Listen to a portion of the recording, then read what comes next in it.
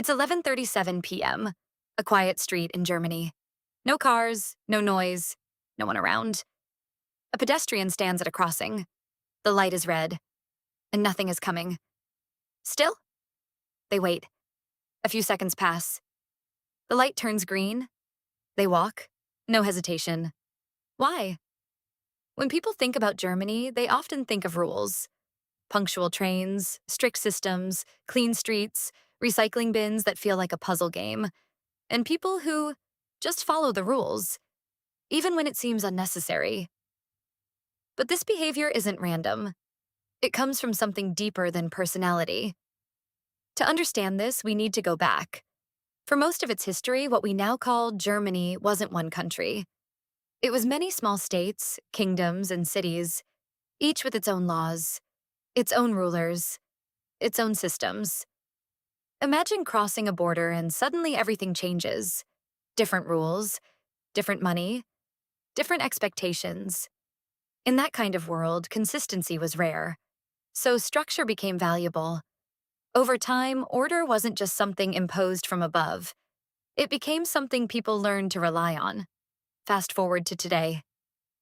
In many societies, people rely heavily on personal trust. You trust your family, your friends, people you know. But in Germany, there is often a strong belief in something slightly different: trust in systems. The idea is simple. If the system is fair and consistent, then it should apply to everyone equally. No exceptions. No shortcuts. That's why rules are taken seriously. Because rules are not just restrictions, they are what make fairness possible. Think about a bakery queue. If everyone waits their turn, the system works smoothly.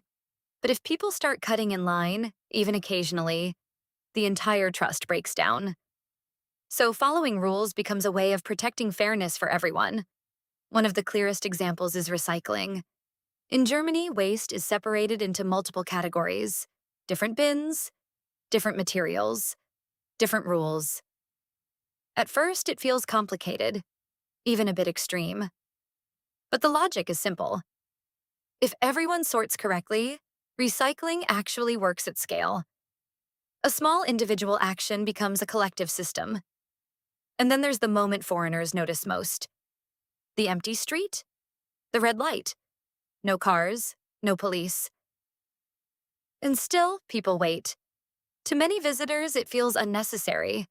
But from the inside, it feels normal. Because the rule doesn't depend on being watched.